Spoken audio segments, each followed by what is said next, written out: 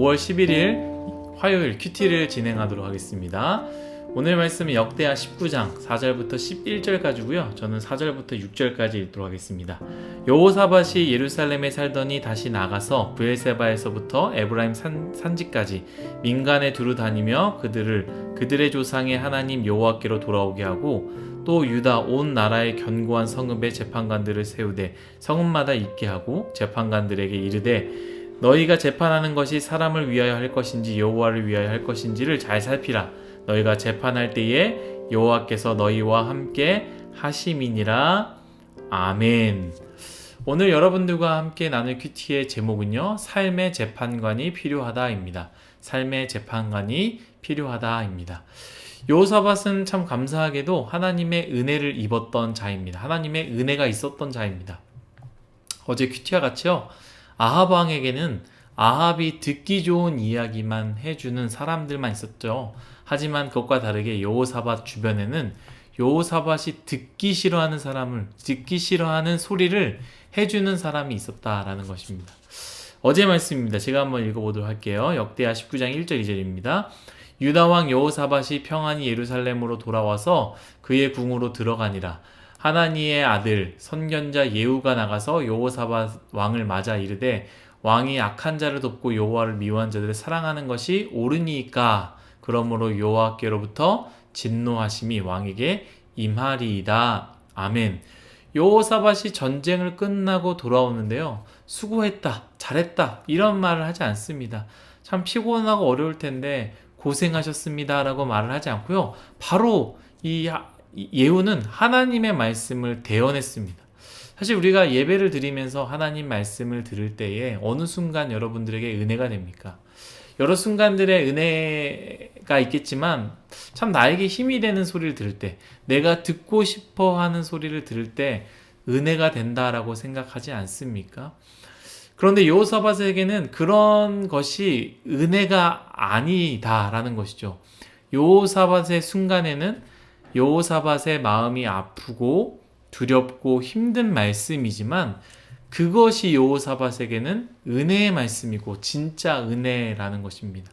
정말로 필요한 말씀을 듣는 것이 은혜이지 내가 듣고 싶은 말을 듣는 것이 은혜가 아니다라는 것입니다.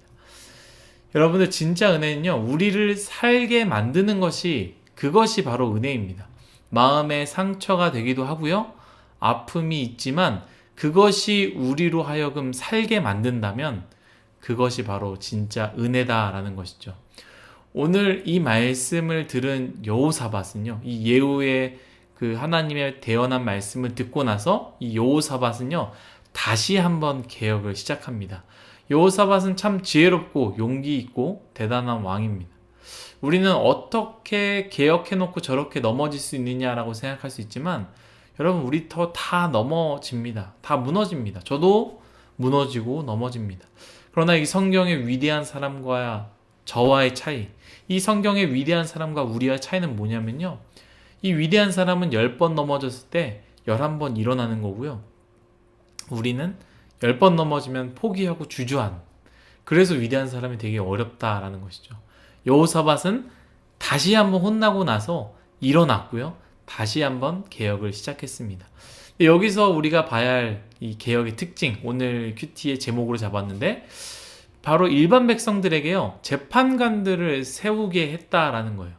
우리가 오해하지 말아야 되는 것은 이 재판관은 송사, 옳고 그름에 대한 것, 사람과 사람 사이에서 제가 억울한 일 당했습니다, 그러니 이 억울함을 풀어주옵소서라고 하는 그 재판을 하는 재판관을 의미하지 않습니다. 여기서 말하는 재판은요, 하나님 앞에서 옳은 행동을 하는지 옳지 않은 행동을 하는지를 재판하게 하는 재판관이다라는 것이죠.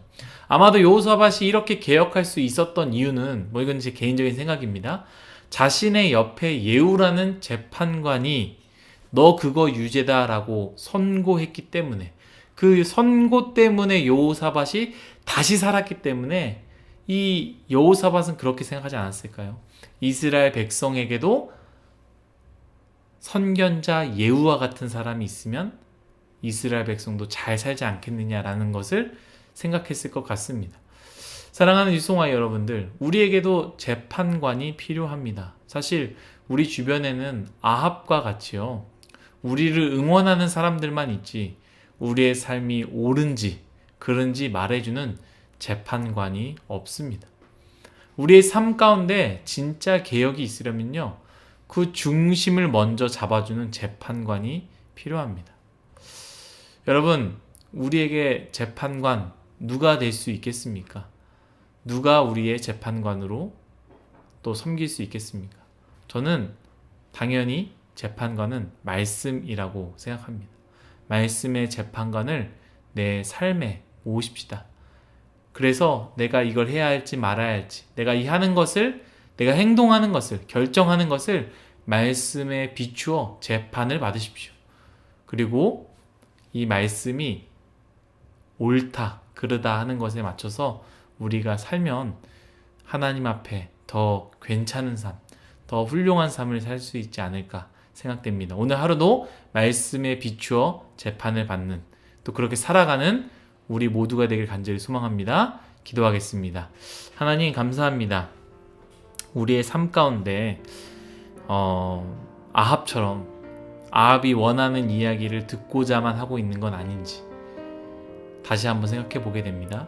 하나님, 여호사밧에게는 여호사밧이 참 듣고 싶지 않았지만 정말로 필요한 이야기를 해줬던 예후가 있었던 것처럼, 그런 재판관이 있었던 것처럼 우리 삶 가운데 우리를 살게 하는, 우리를 돌이키게 하는, 우리에게 정말 필요한 하나님의 말씀, 그 재판관을 세워주시고 모시게 하여 주옵소서. 감사하며 예수님의 이름으로 기도드렸습니다. 아멘.